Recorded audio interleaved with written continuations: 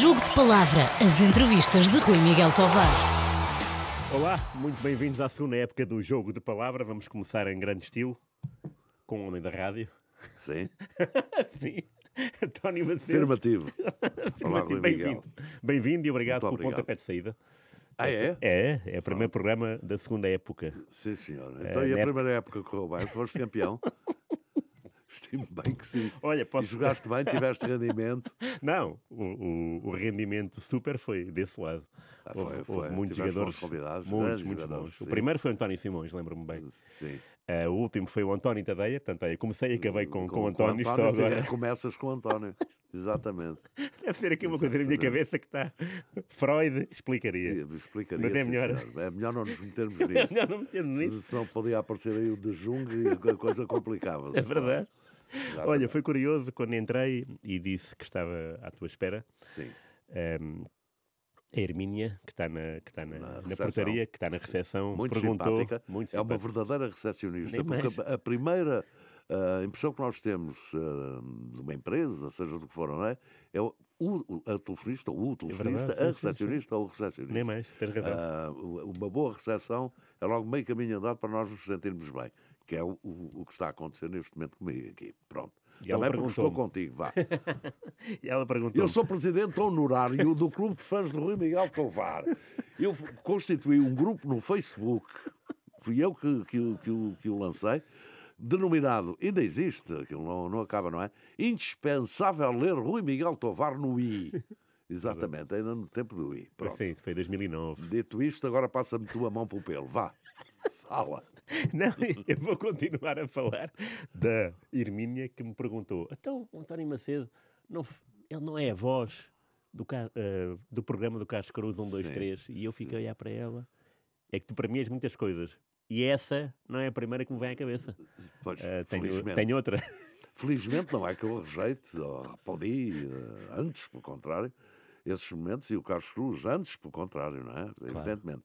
Mas eu gosto mais de ser reconhecido pelo o tipo da rádio, não é? Claro, Pronto, eu sei. eu sou da rádio. Nem mais.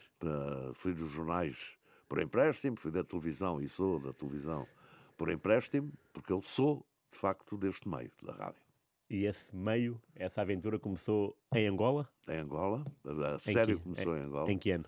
Em 1971 para 2, sim, 72. Sim. Tinhas quantos anos? Ainda tu não eras nascido, Não eu era tinha ainda. 21, 21. 21, 22. E foi uma coisa pensada? Foi uma coisa... Não, foi... Não, pensada estava, porque eu já tinha feito aqui experiências e etc. E era um meio que eu apreciava particularmente e queria fazer...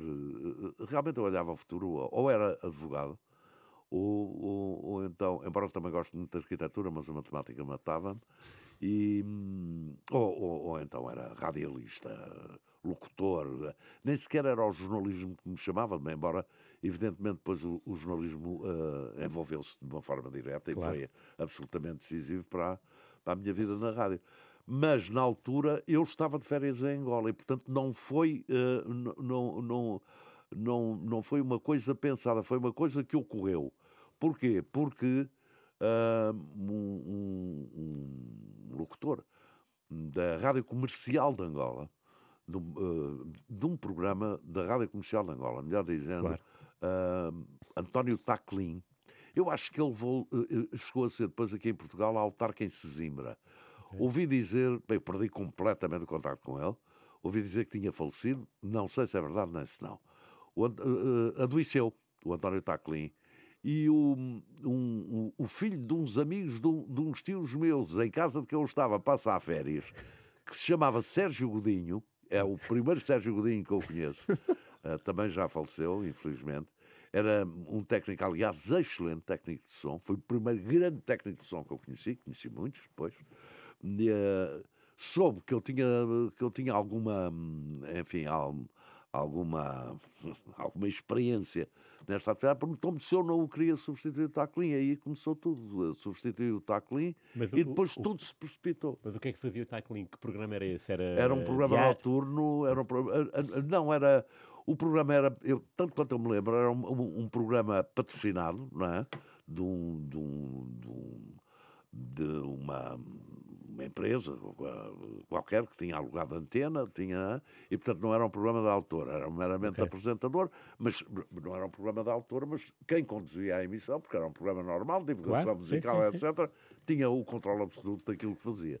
Portanto, das escolhas musicais, inclusive, dos textos, sei lá, tudo, dos convidados, das reportagens, portanto, a agenda estava com o apresentador do programa. Até quando acabaram as férias, como é que foi?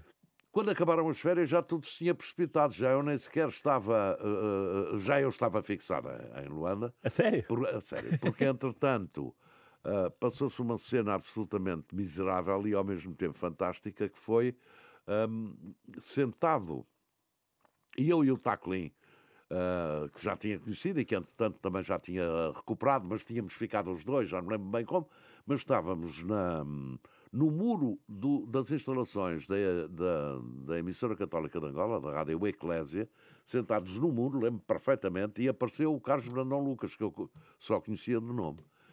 E o Carlos Brandão Lucas tinha um conjunto de programas na emissora católica, denominados Equipa, e sondou ali naquele momento o Taclin, no sentido de o Taclin ir integrar a equipa dos Equipas.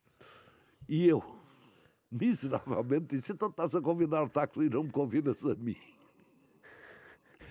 E ele aqui começou, ele ficou espantado pelo meu atrevimento e falta de educação e desbragamento. Disse: então estás convidado também. E pronto, juntei-me à equipa e aí, o Carlos Brandão Lucas foi, provavelmente, está no top, não é no top 5, né? Nos 3 mais importantes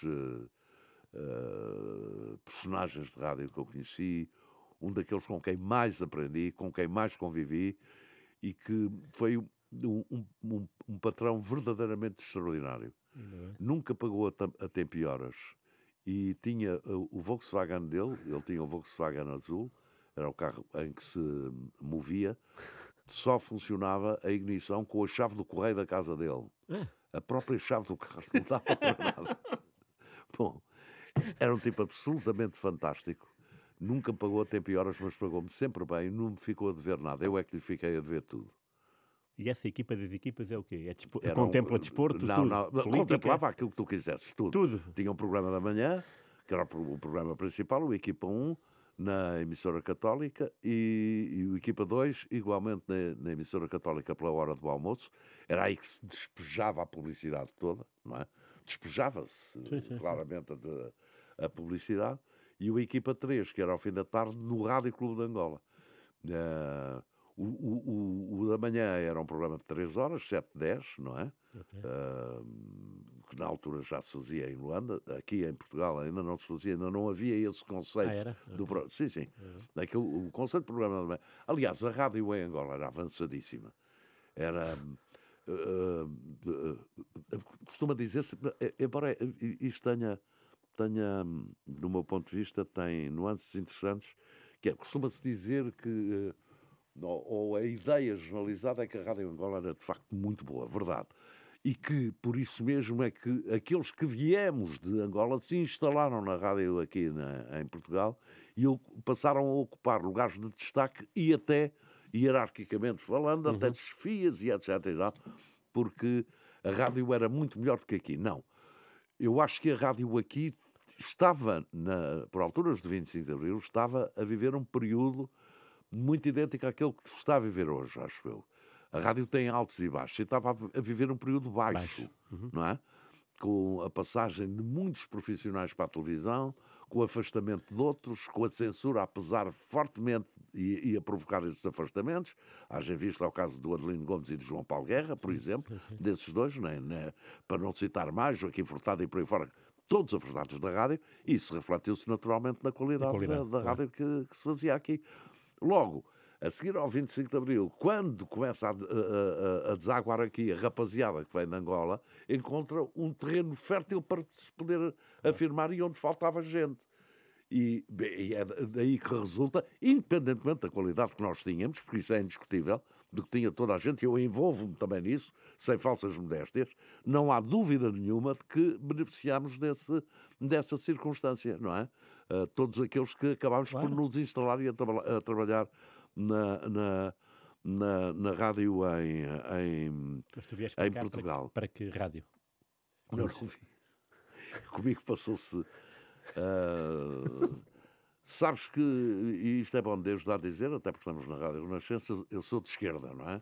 E sou de extração marxista-leninista, não tenho problema nenhum em dizer, não me escondo, não me embosco atrás de coisa nenhuma, ao contrário de muitos outros que eu conheço.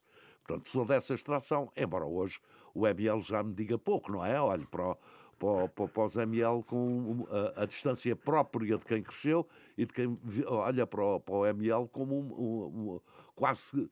Há muita coisa profundamente interessante e profundamente importante daquilo que lá está, mas há outra que está muito ultrapassada. Claro. Dito isto, houve o 25 de novembro, eu estava para entrar para a emissora nacional de radiodifusão, mas dá-se eu estava para entrar naquele instante, estava tudo mais ou menos tratado, ou mesmo tratado, por exemplo, com o António Jorge Branco, que já falecido, irmão de José Mário, também falecido, com o António Jorge Branco, que era um velho camarada e meu conhecido de outras guerras em Paris, por onde também passei, e que são outras histórias, mas estava tudo tratado para voltar ao 25 de novembro e eu fui dado como esquerdista e, portanto, como não podendo ser contratado pela emissora nacional e, portanto, não comecei na rádio. Comecei, quando cheguei, fui para a revista Flama, Sei qual é. a convite da minha querida camarada-chefe Edith Soeiro, que eu também já conhecia há muito tempo, e com ela trabalhei na Flama, trabalhei até ao fecho da Flama. O que é que fazias? Escrevias textos sobre o quê? Mas Sobre ias a tudo, eventos? política, tudo, então era jornalista, não é? Fazia reportagens, etc. Mas tu na Rádio Angola, só voltando um pouco atrás, tu fazias relatos de Fazia hóquei e futebol? De hóquei, futebol e basquetebol. Exatamente, além de programas, Lá. não é? Lá. E, portanto, ias aos eventos, ias ao pavião e fazias o jogo de hóquei? Sim. Ias ao futebol? Sim. Então, e o que é que havia de futebol? O que é que fazias? Fazia os relatos do campeonato provincial, chamado O quê? O Futebol Asa? Clube Luanda com o Asa. Então, no Futebol Clube Luanda jogavam não, isso era no Bié, no Luso, que acho que não foi campeão, o Asa é que foi campeão. Mas o Luso tinha o Chico Gordo e o Seninho. Sei. Não é? Que estavam lá a fazer o serviço militar. Então, o Seninho não foi campeão? O Seninho foi campeão. Portanto, o Luso, não era Futebol Clube... Não era Mochico. Futebol Clube de Mochico. O Seninho Muito foi bem, campeão. muito obrigado. Foi campeão com o Chico Gordo e com o Seninho, não é? Eu estou-me a lembrar desses dois, não é? Pois, claro. Pois, o Chico Gordo que jogou no Futebol Clube do Porto e depois no Sporting Braga. E tu conheceste-os? Conheci o Seninho e o Chico Gordo, exatamente. E no hóquei o Pauleta, não é? Que é o primeiro... É Pauleta? Agora não me... Sim. O Rui P, que foi aqui diretor durante muitos anos na Rádio Renascença, foi um belíssimo jogador de hóquei em patins, no Benfica de Luanda. No Benfica. Eu não posso dizer o resto, mas foi um belíssimo alquista, canhoto, um avançado esquerdo. Foi... Não sabia disso. Era uma das grandes esperanças do hóquei patinado luandino. Holandense. É o nome do... Ok. Do hóquei patinado. E o basquetebol? Conheceste? Havia... No basquetebol conheci a rapaziada de Vila Clotilde, que era uma equipa jovem fantástica. Pá. Os tipos jogavam basquetebol espetacular. O base dessa equipa era o Cabral, que jogou depois aqui no Futebol Clube do Porto durante muitos anos, que era filho de um repórter fotográfico da revista Notícia, o Joaquim Cabral, um belíssimo repórter fotográfico. Cabral era filho dele e destacava-se também nessa equipa no Vila Clotilde. Havia outros jogadores, não me lembro agora de quem. No Futebol Clube Luanda, que foi campeão de Angola e disputou 2 vezes o título nacional, duas, quando o título nacional era disputado por equipas de Moçambique, de Angola, exatamente, e em Moçambique. O último campeonato desses, depois do 25 de Abril, foi em Lourenço Marques. Então Lourenço Marques foi campeão Malhangalene, que depois deu uma data de jogadores aqui para o ginásio Figueirense, para o meu querido ginásio Clube Figueirense. O Luís Almeida, o Eustáquio, lembro-me destes dois. Será? E fazia essas coisadas todas. Então, estás a falar de uma altura em que a Taça de Portugal de futebol também havia equipas. Sim. E lembras-te de algum jogo? Não. Taça de Portugal lá, de futebol, não. Não apanhaste e jogos,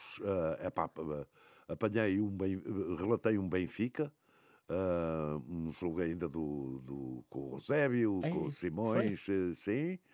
Lá em Luanda? Lá em Luanda, nos Coqueiros. E depois, a minha primeira casa em Luanda, depois quando me estabeleci, deixei a casa dos meus tios, como hóspede em férias, né? Aluguei a primeira casa, tive a primeira casa, e a primeira casa que eu tive era um 8º andar frente aos Coqueiros, que era a bancada central do Estado dos Coqueiros, atrás da bancada central do Estado dos Coqueiros. Oi. Num Benfica disputava-se, tu deves-te lembrar disto, ou tens nos teus arquivos, Taça Amizade, ou uma coisa assim, como a equipa brasileira, o América do Rio de Janeiro, tenho impressão.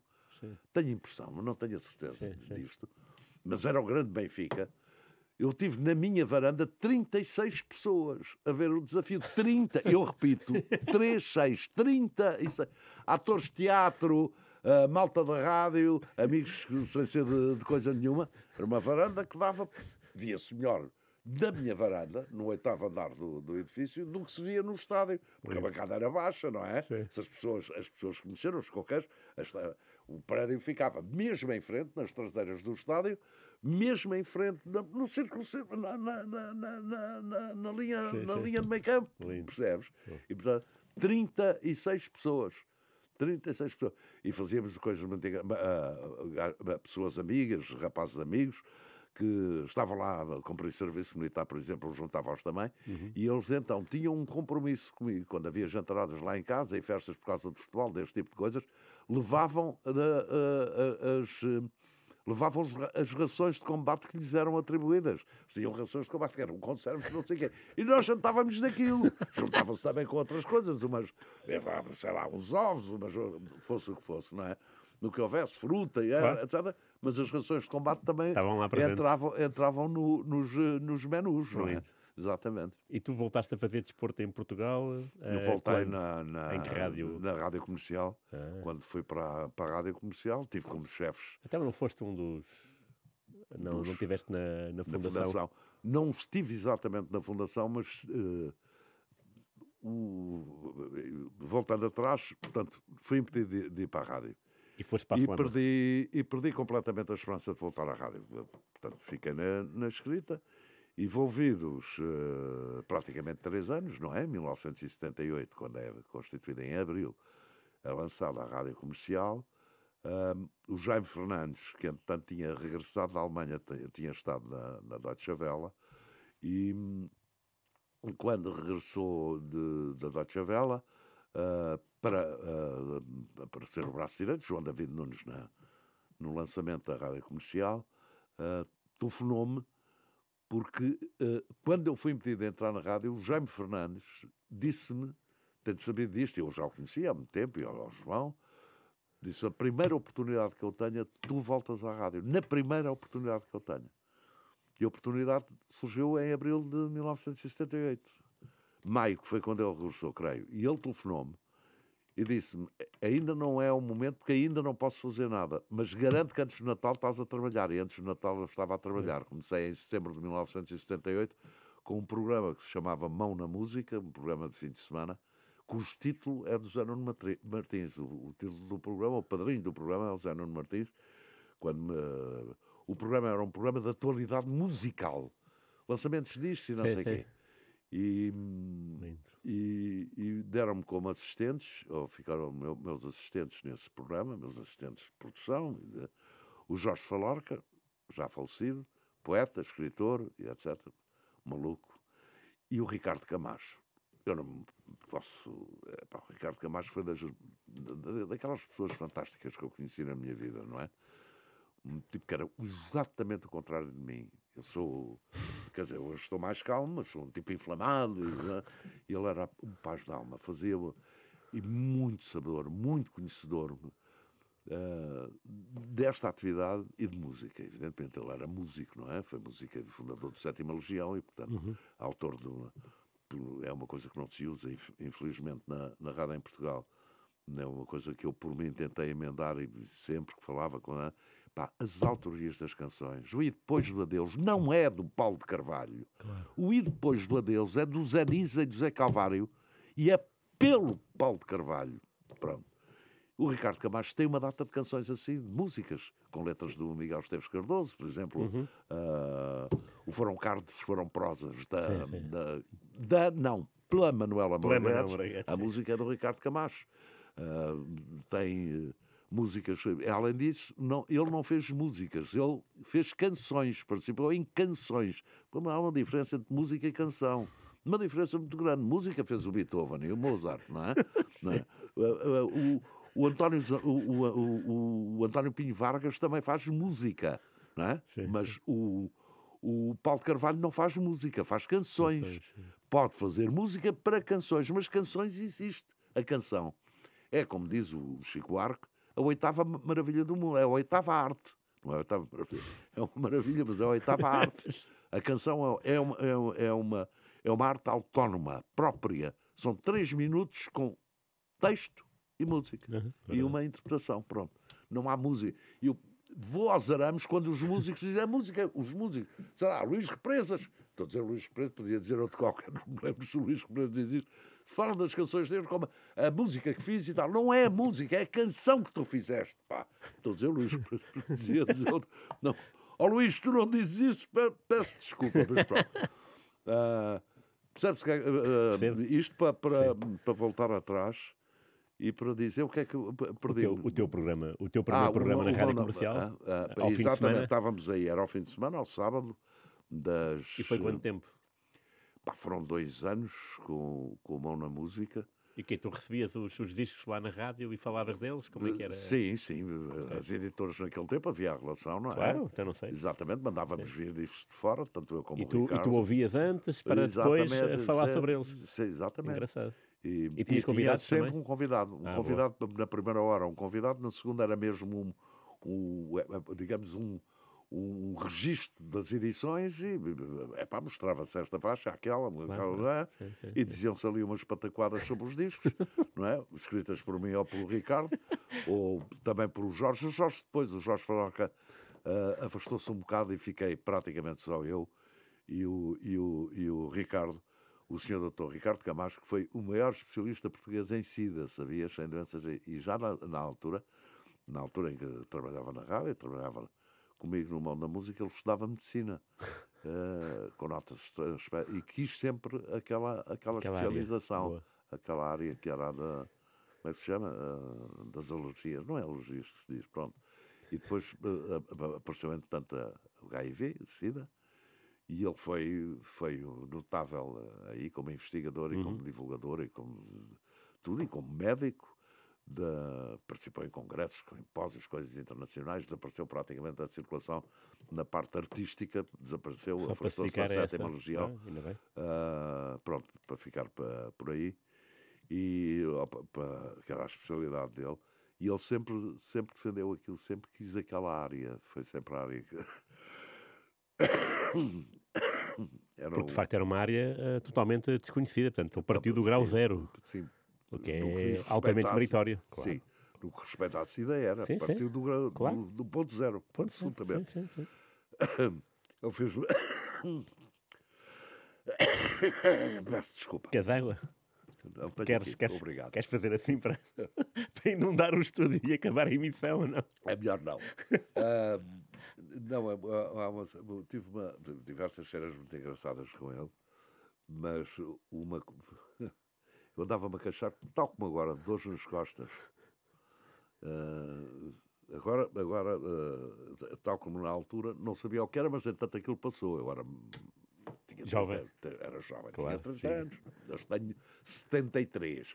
Portanto, não estou doente, mas tenho umas peças estragadas.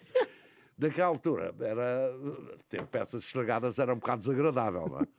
E queixava-me daquilo, e o Ricardo um dia mandou-me as costas, não sei o quê. Íamos no corredor da rádio comercial, ficou para trás, mandou-me uma pancada, uma porrada nas costas, com uma violência. Tal! fiquei assim. E ele disse, rins não são. Epá, o que é que queres dizer? Se fossem rins, ainda deixei de disparar pelo corredor com dores e ficavas aí no chão. E me mandava-te já para ir já para o hospital. Não são rins. Portanto, adiante que isso passa. Boa. Pronto, foi assim.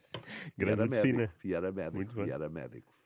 Portanto, diagnosticou o melhor. Não são rins. Olha, e rins tem a ver também com desporto, não é? Sim. Não ter rins Para- ou uma defesa de rins. Exatamente. Tu recomeçaste Golpe o de rins. desporto quando? Aqui em Perdão? Portugal? Sim. Radiofónico?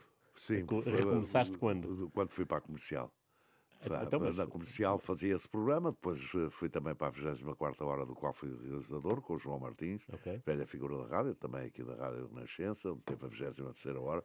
Foi um dos grandes programas da rádio portuguesa. Que era sobre o quê? Já agora? Era um magazine de fim de noite, Ok. de princípio de madrugada, Uhum. onde tocaram, por exemplo, ao vivo, o Gilberto Gil, o Caetano Veloso, o Modern Jazz Quartet. A sério? Não é neste estúdio, é na Capelo, não é? Claro, claro. A sério. Com o Zé Duarte. Fizeram coisas extraordinárias. A rádio portuguesa fazia coisas absolutamente mirabolantes. Mirabolantes. E essa malta, o Gilberto, o Caetano, gente acessível, que entrava no estúdio, tocava, Sim, como é que era? sim. Havia amizades, conhecimento. E em vez de, depois de um concerto em Lisboa, de uma apresentação, de uma passagem em Lisboa, em vez de irem só para os copos, vinham também à Rádio Renascença. Pronto. Vamos à 20ª. Vinham à 20ª, havia um estúdio ao lado do estúdio de emissão, um estúdio que era um estúdio para gravar música, não é? Sim. Pronto. Com possibilidades de captação e etc. Era transmitido em direto. Gil, Caetano, Modern Jazz Quartet, que isso foi uma noite inesquecível. Eu não estava na rádio, já tinha a esperança de um dia estar, mas sou testemunha como ouvinte dessa emissão com o Modern Jazz Quartet. Estiveram no estúdio da Rádio Renascença, na Rua Capelo. Tinham vindo tocar ao Casino Estoril, acho. Sim. E depois foi através do professor Mário Andreia, que conhecia o vibrafonista, o Lionel Hampton, que arranjou aquilo. O Lionel Hampton tocou no Casino Estoril com o vibrafone do professor Mário Andreia, porque o vibrafone do Lionel Hampton tinha-se avariado, ele tinha ficado no avião, não sabia de paradeiro dele, e para o Lionel Hampton de tocar. Quem é que tem o professor Mário Andreia tinha o vibrafone, e portanto...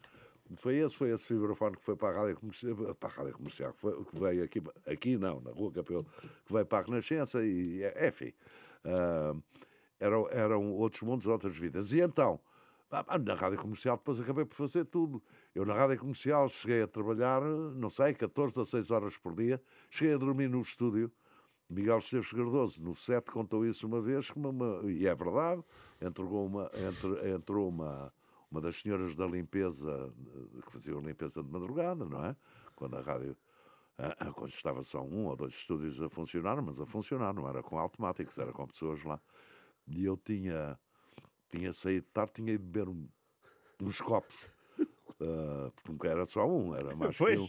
Exatamente. Tu bem quiseste dizer, beber umas tinha depois acabado retificaste, tinha a 20ª às 2 e começava o programa da manhã, estava a substituir o Carlos Pinto Coelho,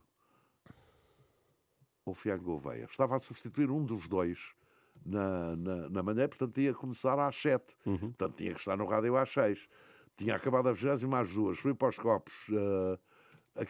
Já não vou a casa, nem sequer tomar banho. Claro. Fui dormir para o estúdio, para o estúdio 10, creio que era o 10, que é o último estúdio daquele corredor fora. Pus-me lá um cantinho, deitei-me no chão em cima da alcatifa. Havia alcatifa. E entrou uma senhora para limpar o estúdio, para ali a dormir, e saiu porta fora a correr, a gritar: está o homem morto no estúdio! Não estava. Morto. Estava no estúdio, mas não estava morto. Verdade. Exatamente. Portanto, Então, mas aí o que é que fiz Miguel tudo. Esteves Cardoso tem? Porque tu começaste assim. Miguel Esteves Cardoso. contou. O Miguel Esteves Cardoso Contou essa história. Ok. contou a história no set, na altura em que tinha começado a colaboração dele. Ninguém sabia na altura quem era o Mac. Sabia o Fernando Assis Pacheco. Foi ele que pôs o Mac a escrever no semanário do jornal. O convidou. E ele depois estendeu a colaboração dele ao set. Eu já não estava na altura no set, mas o Miguel soube desta história e numa das colunas dele contou contou esta história, que é absolutamente verídica e que foi muito engraçada, e depois falada durante muito tempo pelo facto daquilo nunca ter acontecido. Aconteceu, por exemplo, outra coisa absolutamente estranha, não comigo, mas aconteciam coisas fantásticas na rádio comercial, coisas absolutamente mirabolantes.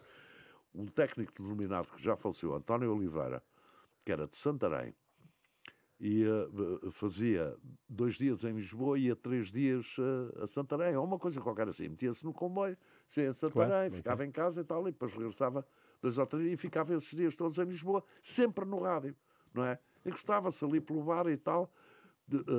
Era rapaziada nova, tinha pouca necessidade de dormir e muito que fazer, porque havia mesmo muito que fazer, e portanto ele fazia assim um dia.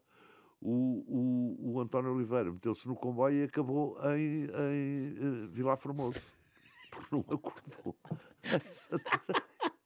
em Santarém. Nem o pica, nem ninguém se deu conta daquilo. E ele, Vilar Formoso, meteu-se no comboio outra vez para vir para Lisboa no primeiro e não acordou outra vez em Santarém, desaguou em Santa Apolónia. Resultado disto, ficou bravo, disse: não vou para Santarém, voltou para o rádio. Claro, pronto. No dia seguinte estava no rádio com a malta a perguntar: Oliveira, o que é que estás aqui a fazer? Quando ele contou. Lindo. E há a história com a polícia judiciária, pá. Então. Essa tenho que contar. O ator não teve. Tínhamos o João David Nunes e o Jaime Fernandes. Havia umas queixas que as promotoras das editoras, que eram muito invasivas, iam no estúdio, estavam muito no estúdio e pressionavam muito. O que no meu caso concreto não era verdade, não tinha problema nenhum. Mas então a direção resolveu mandar fazer uns armários, estavam logo à entrada da rádio, com tipo caixa de correio, mas com a abertura em cima necessária para meter os LPs. Claro, okay. Muito bem. E uma chave, não sei quantos armários, todos à entrada do rádio, à entrada. Logo tinha aquela primeira entrada, onde no 25 de Abril estava o Senhor Leal, e depois tinha a telefonista e aqui uma parede. E nesta parede foi colocado aquele armário que tinha não sei quantos receptáculos para pronto. Com os nomes da malta e a chavezinha para cada um, pronto. E nós recebíamos ali os discos e as promotoras já não iam ao estúdio. Pronto, isto era para evitar a ida. Sucede que algumas pessoas começaram a queixar do desaparecimento de discos. Desapareciam discos. E a coisa assumiu tais proporções que foram chamadas as autoridades. Bom, na rádio comercial havia também um bar, que era o Coice, que já vinha do tempo do Rádio Clube Português, e onde a malta parava para tomar uns cafés e tal, não sei o quê, para conversar um bocado ali nos intervalos.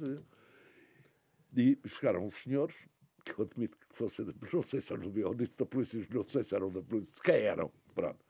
Apareceram os senhores com uma mala daquelas malas que existiam, James Bond, com 2 coisas lá, faz tac, e aquilo abria, lembra? Que tinham os pozinhos, aquelas coisas, os ingredientes necessários para ver impressões digitais, não é? E eles, eram 2, puseram a mala no chão, toc, abriram a mala e cada um deles pegou nos utensílios indispensáveis e foram para os armários pegar aquilo para tirar as impressões digitais. Quando se voltaram, para voltar a meter as coisas na mala, a mala tinha desaparecido. As coisas nunca... Os homens desapareceram tal qual a mala e não se sabe que ficou... Eu não sei. Nunca se descobriu, que eu saiba, quem é que fez aquela linda brincadeira. Conseguiu surrepiar às autoridades a mala dos utensílios para tirar impressões digitais. Pronto. Mas, coisas fantásticas naquela rádio. Coisas da rádio, pronto. Há muito aqui na Rádio Renascença, sei dezenas de histórias, não é? Nunca trabalhei na Rádio Renascença, mas conheço dezenas de histórias com gente do melhor. Nós divertíamos, faltávamos de trabalhar a sério. Trabalhávamos mesmo muito tempo e tínhamos muito tempo ocupado. Mas Era dava um divertido. prazer, pá, um gozo. E vocês eram conhecidos na rua? Por ser pessoas da rádio que não são vistas, são ouvidas só. Epá, eu tenho 2 ou 3 casos. Um é aquele que eu conto geralmente, que me comoveu até às lágrimas, depois concedo, porque eu choro e rio com a mesma facilidade. Epá, eu fiquei comovido até às lágrimas.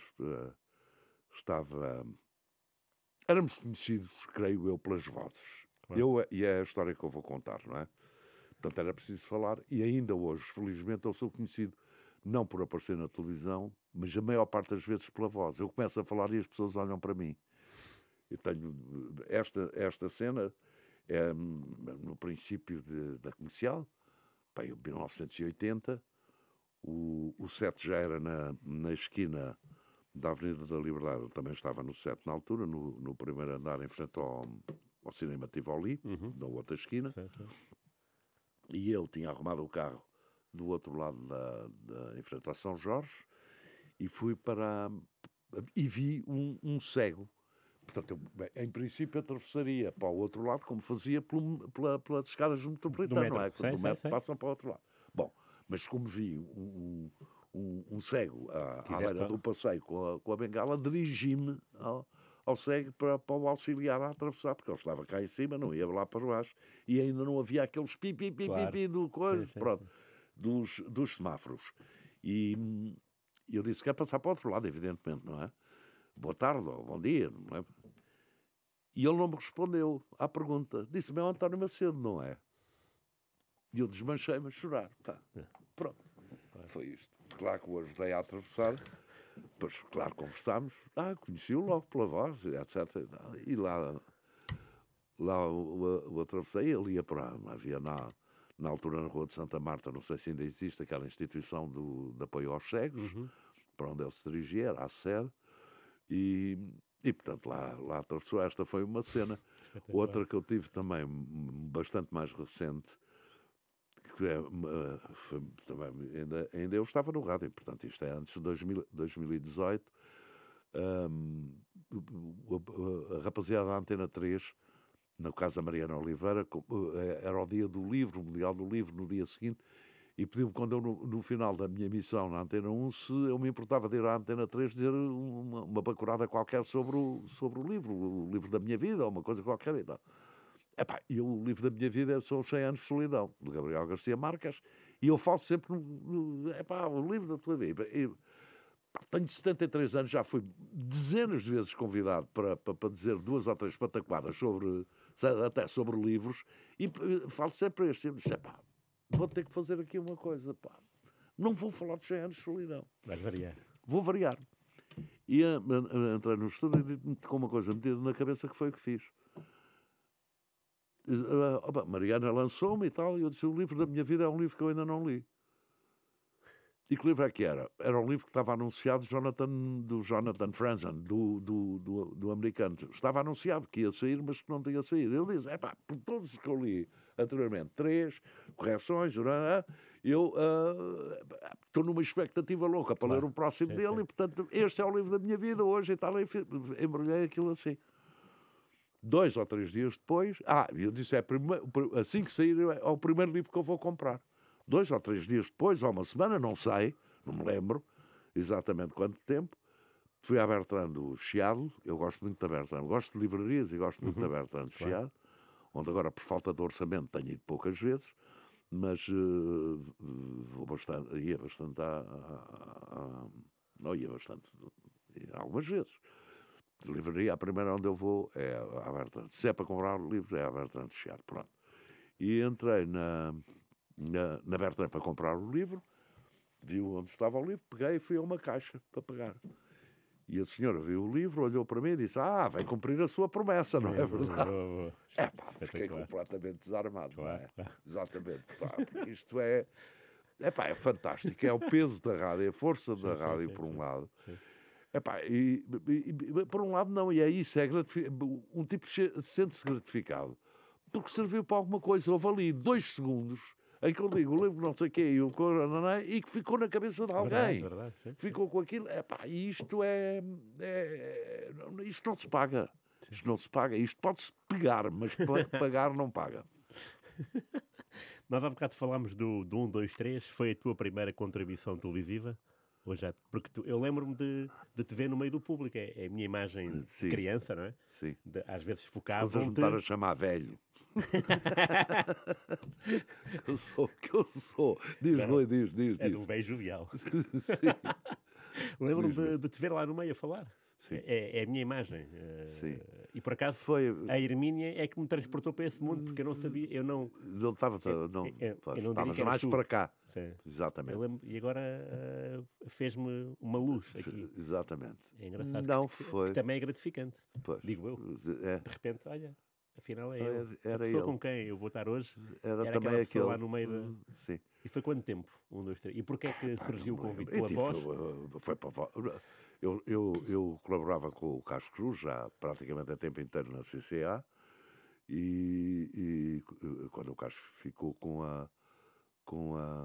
ganhou os direitos da produção para Portugal do programa, ele disse-me logo que eu ia fazer voz off no esquema americano e etc. E por acaso tem uma particularidade engraçada, eu não queria nada aparecer. Não queria. Porque era mesmo a primeira contribuição e eu não estava para aí virado, para aparecer na televisão, pronto. Mas não queria dizer que não ao Carlos e queria fazer aquilo, porque era uma voz off, para não sei o quê, uma coisa um bocado radiofónica, não é verdade? Pronto. Claro. E o Carlos disse, olha, eu vou fazer como os americanos, vou-te meter vai uma câmara para cima de ti, numa altura qualquer do programa, vai uma câmara para cima de ti. Disse, ok. Portanto, tens que vir de gravata. Fatinha e gravata. Eu não fui. 1, 2, 3 vezes. À 4ª vez o Carlos pôs-me no ar sem gravata. Que é uma coisa na altura impensável. Porque a gravata é a gravata não é... Em termos de espetáculo e de relação públicos com o apresentador, é uma manifestação de respeito da parte do apresentador para com o público. Não é uma coisa para ficares mais bonito ou mais não sei quê. É uma manifestação, é protocolar, digamos assim. Tu estás de gravata por respeito às pessoas que te estão a assistir, a aplaudir ou a apontar. Sim. Não é verdade? E eu pus-me no ar assim, e evidentemente que eu à quinta já fui de gravata e fui depois sempre de fato e gravata, de blazer e gravata. Porque eu não fiz aquilo, eu não rejeito andar não, de maneira nenhuma, não rejeito essas circunstâncias assim, ou até se me apetece, não é? Eu tive épocas em casa que chegava à noite, tomava um banho e punha-me todo para jantar em casa, não é? Pronto, punha uma gravata e tal. Um bocado da brincadeira. Mas pronto, não rejeito isso, não tenho problema nenhum preconceito em relação a isso. Mas eu fiz aquilo porque não queria mesmo aparecer E era uma coisa intuitiva. Sabes que... Não sabes, mas eu vou-te contar. Vou vídeos 2 ou 3 anos sobre isto, sobre eu estar no ar, ter começado a aparecer e não sei o quê. Dá um dia qualquer que me telefona, já não me lembro quem, para ir almoçar com o dono da Rádio Cidade, que é o Sr. Rui, tanto quanto me lembro, um ex-imigrante do Brasil, que tinha os estúdios na Amadora. Na Amadora, sei. Muito bem. Perfeitamente a E que me convidava para almoçar. Eu estava na altura na TSF já, isto portanto é 91, 92, não sei, 94, por aí.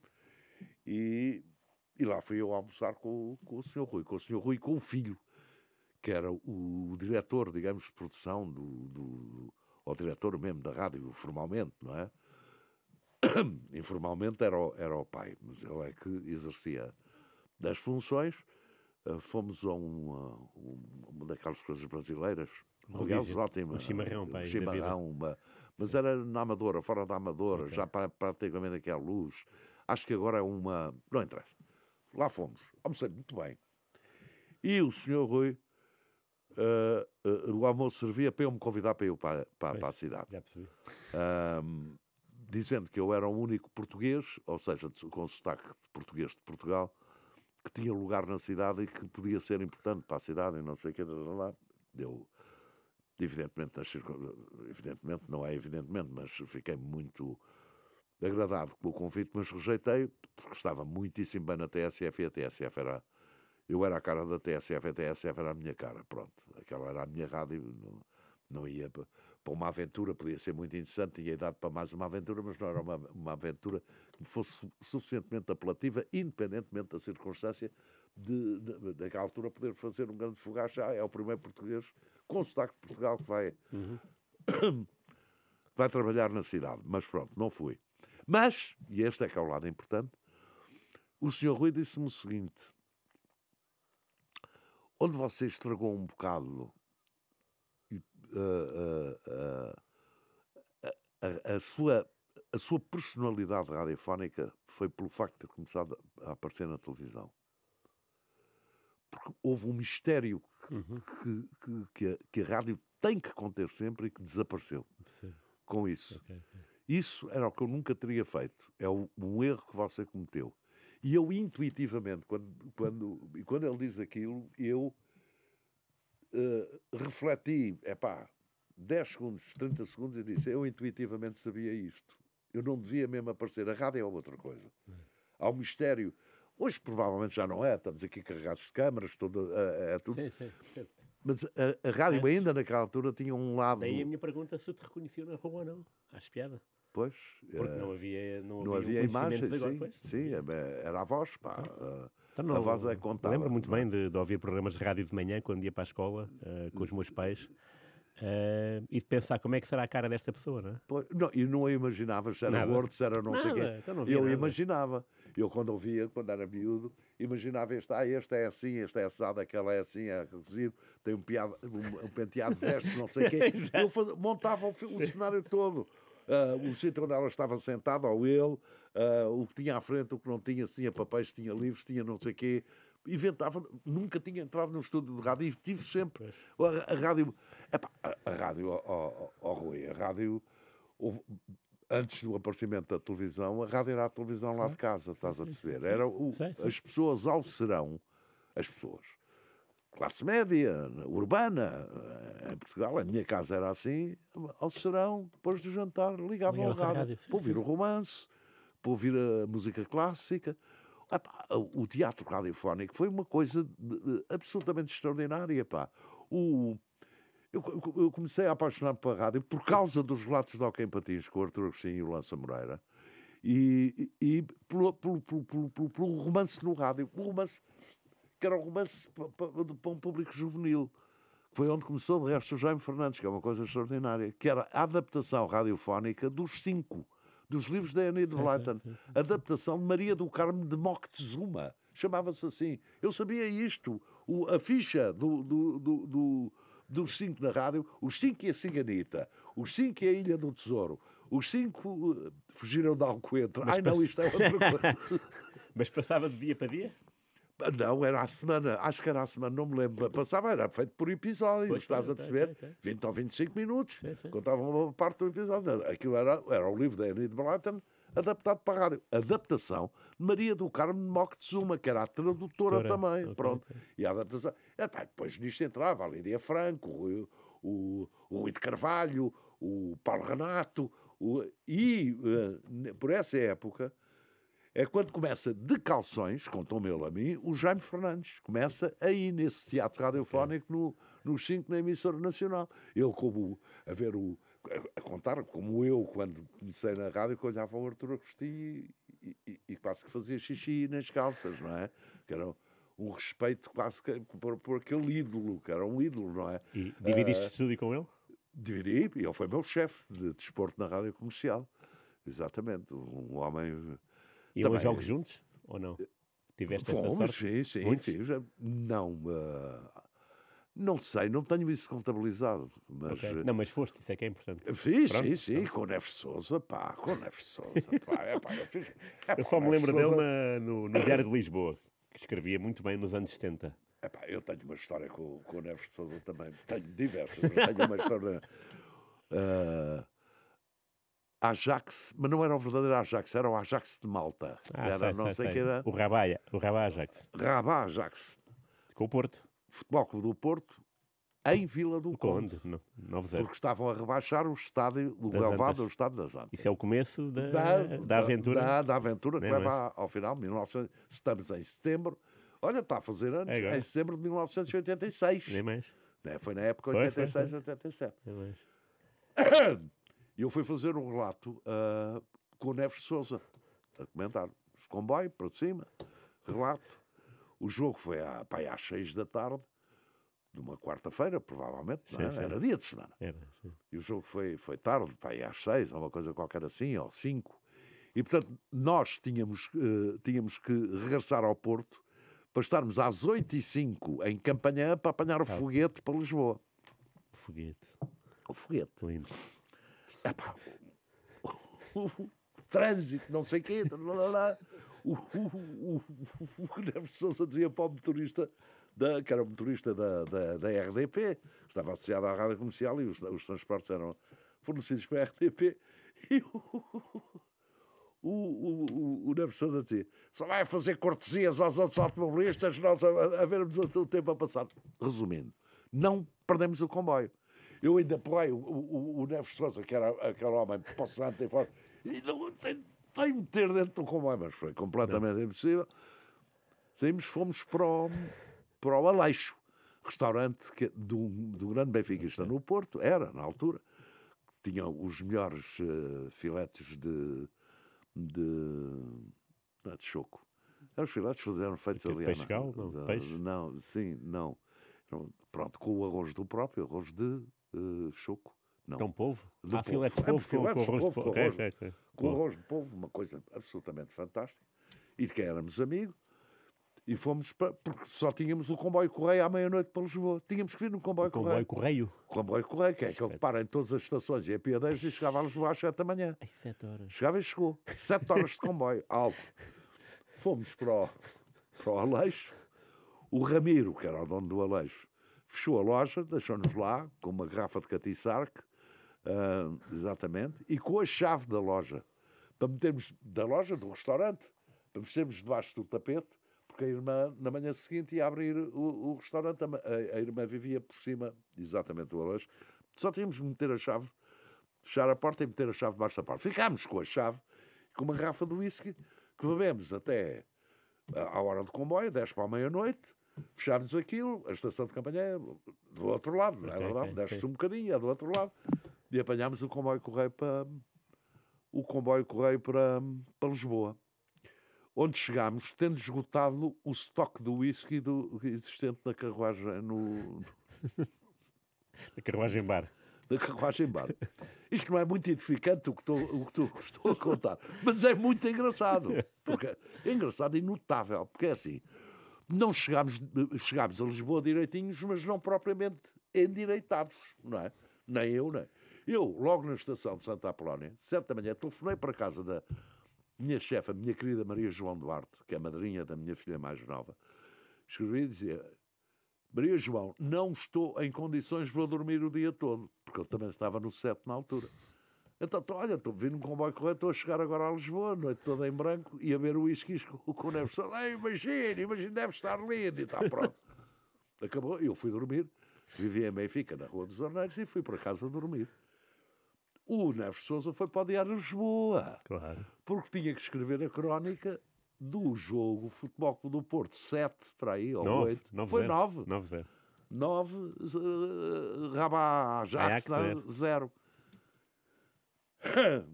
Eu, ao fim da tarde, acordei, saí de casa, baixei à estrada de Benfica e comprei o Diário de Lisboa. É uma crónica absolutamente exemplar do Neves de Sousa. Uma coisa notável. Notável. É, ponto por ponto, aquilo que eu vi. É o comentário e o relato do jogo, exatamente aquilo que eu vi. Foi aquilo que o Neves de Sousa, com 2 garrafas de whisky na cabeça e uma noite em branco, que escreveu. Eu, se tentasse, nem nas Claro. teclas acertava. Estás a perceber? Estou a perceber. Não tenho dúvidas nenhumas disto.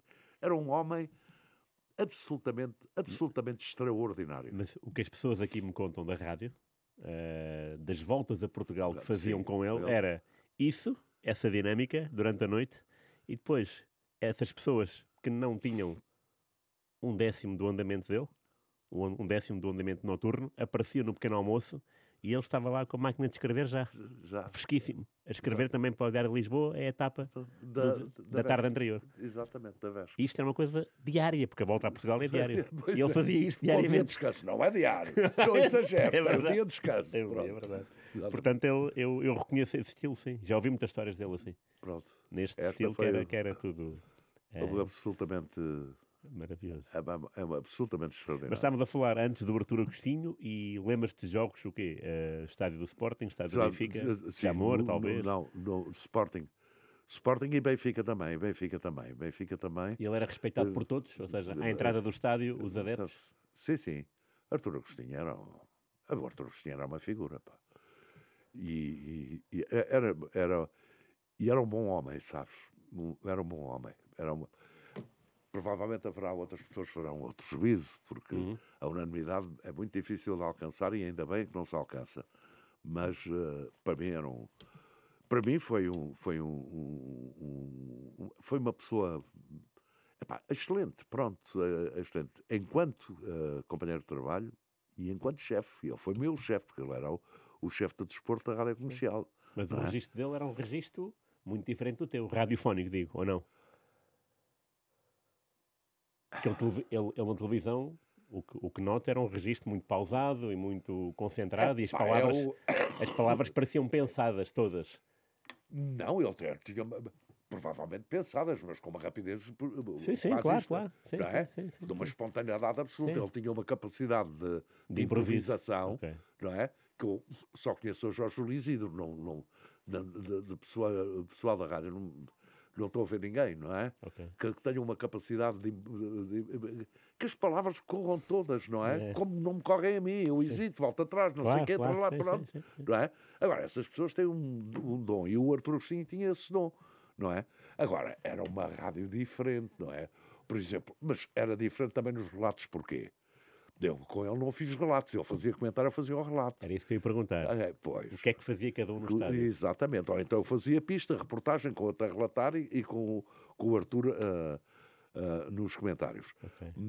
Porque o relato era muito diferente, porque o futebol era muito mais lento. Não é? Nós vamos ver a final da Taça dos Clubes Campeões Europeus de 1962 do Benfica. O Benfica ganhou 5-3 ao Real Madrid. Aquilo é um jogo fantástico, é um jogo de 5-3, com o Real Madrid a ganhar 3-2 ao intervalo. 3-2 ao intervalo. E a chegar a 3-1, não é? Sim, Benfica recupera de 3-1, com Costa Pereira, Mário João e o Anjo, Cavém, Germani, Cruz, José Augusto, Eusébio, Águas, Coluna e Simões. É a primeira final do Eusébio e do Simões. Verdade. E eu sou do Sporting. Pronto. Eu sei, muito bem.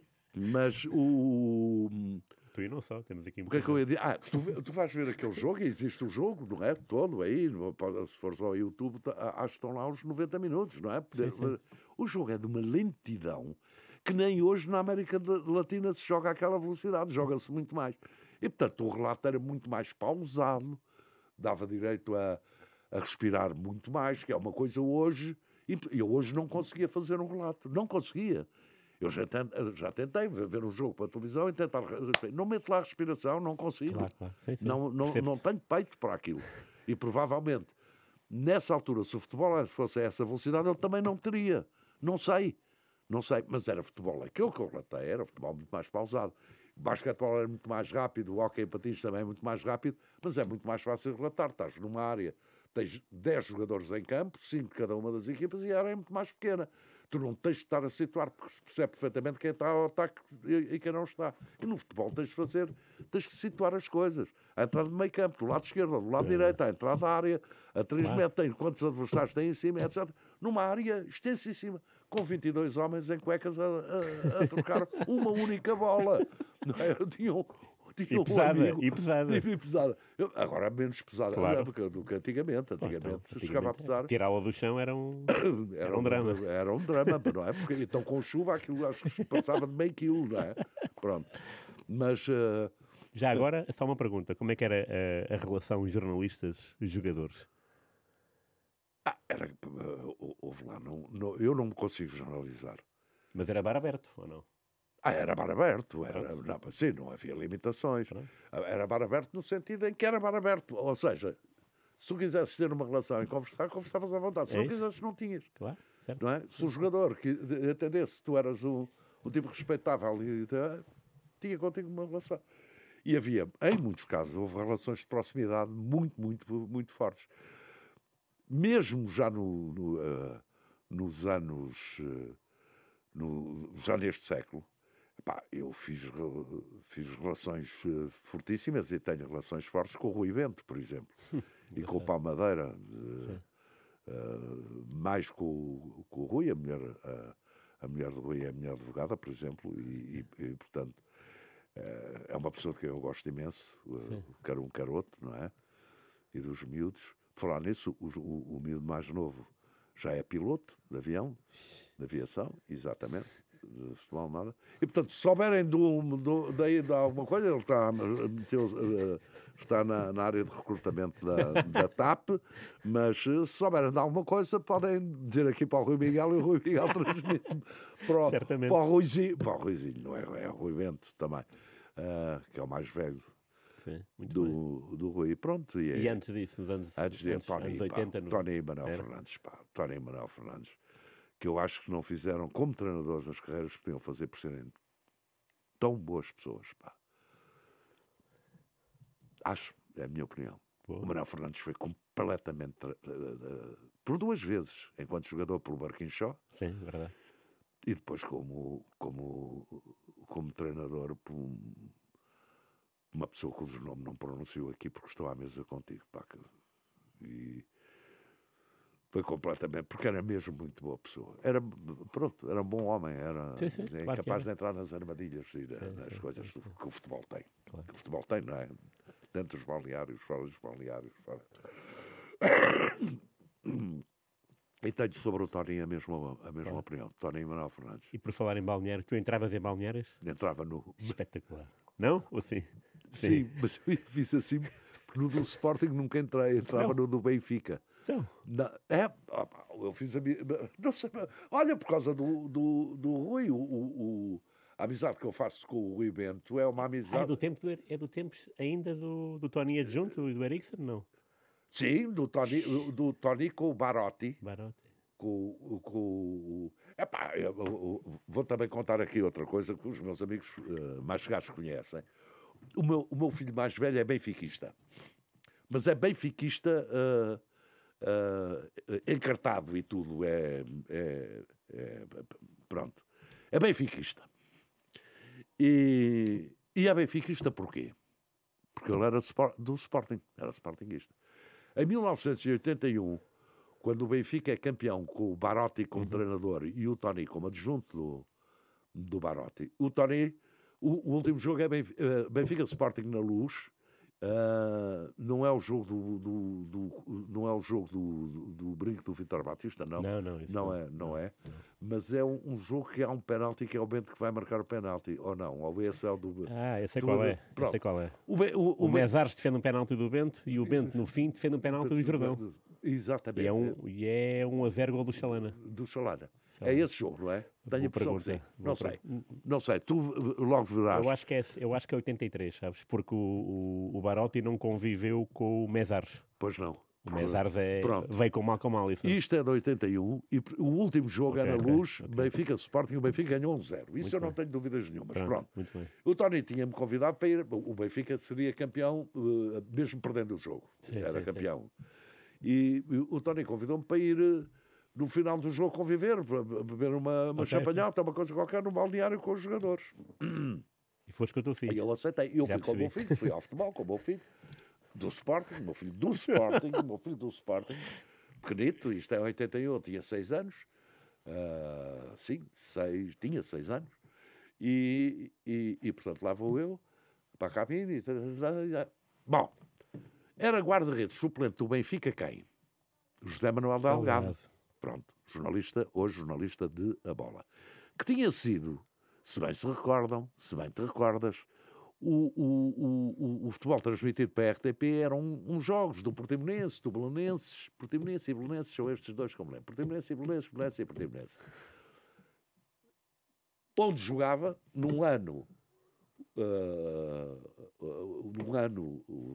no Portimonense, no outro, no seguinte, ou vice-versa, o José Manuel Delgado, na baliza do Portimonense ou na baliza do Belenenses. Calhou apanhar esses dois. Apanhava muitas vezes, em casa, os jogos do Portimonense ou do Belenenses, com o José Manuel Delgado na baliza. Ora bem, jogando nestas equipas, sabe-se que é muito mais fácil um guarda-redes exibir-se. É muito Claro.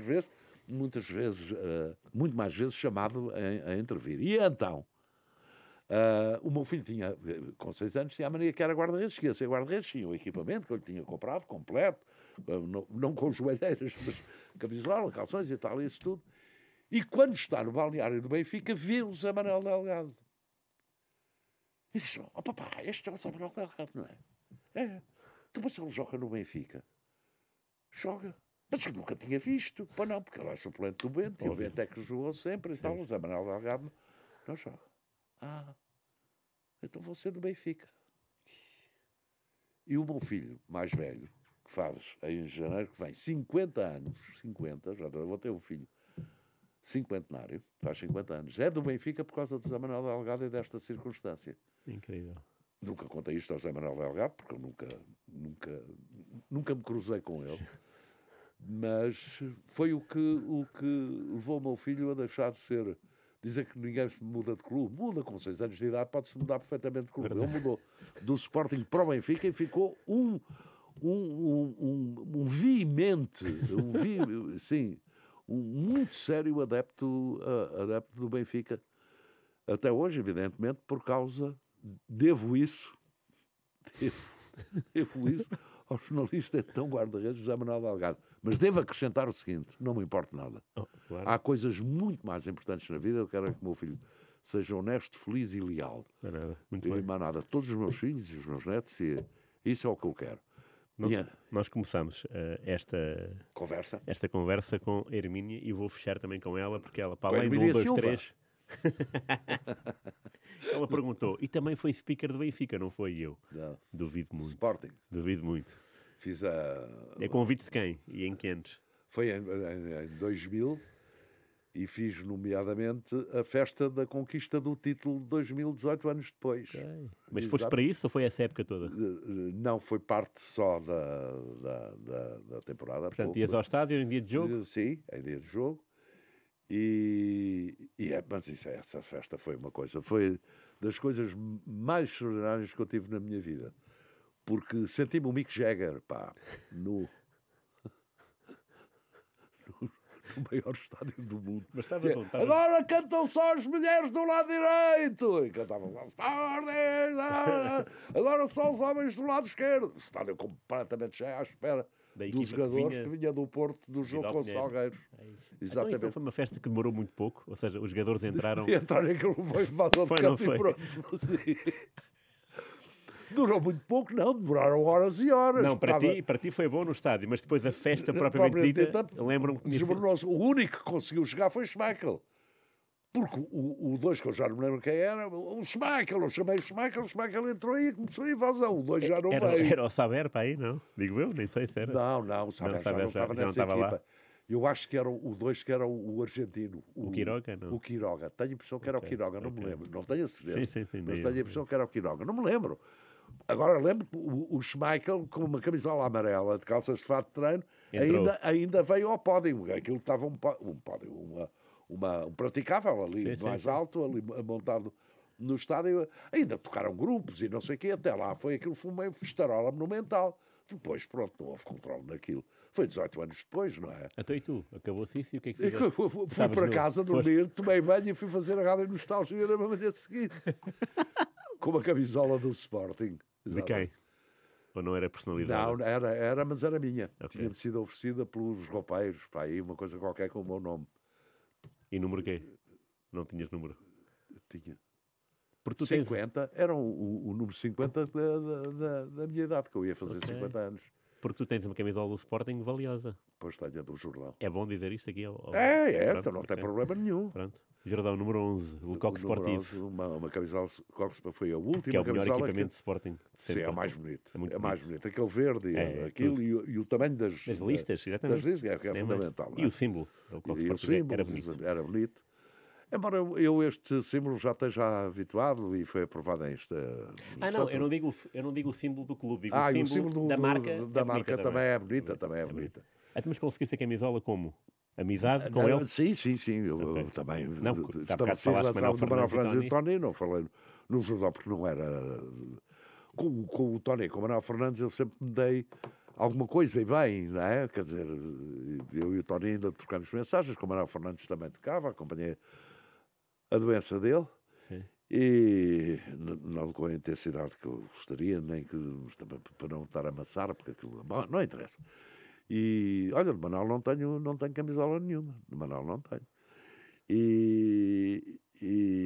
O Rui Jordão, a última camisola que vestiu em Alvalade, tu é que me ajudaste nisso, porque quando o Jordão morreu, eu fui à procura da camisola para levar para a Sport TV, para o programa Aposta Tripla.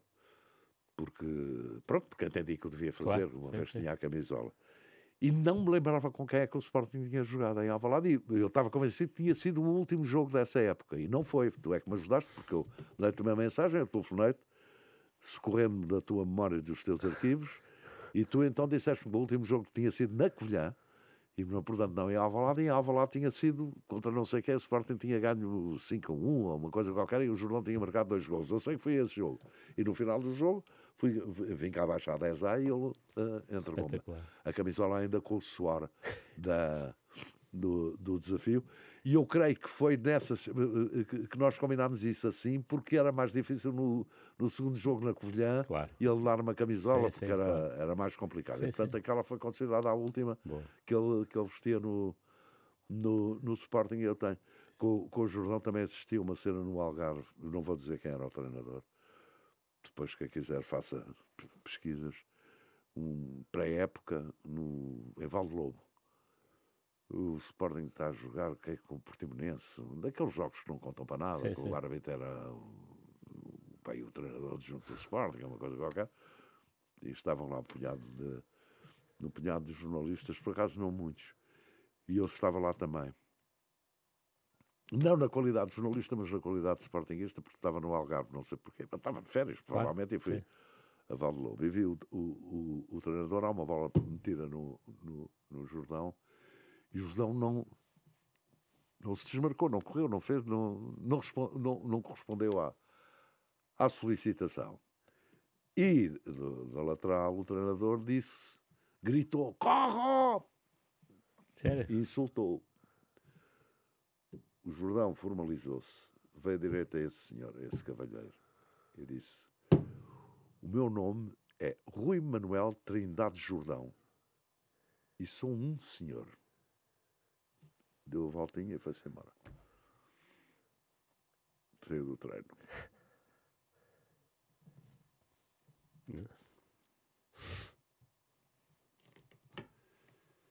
Os gestos ficam com quem os pratica.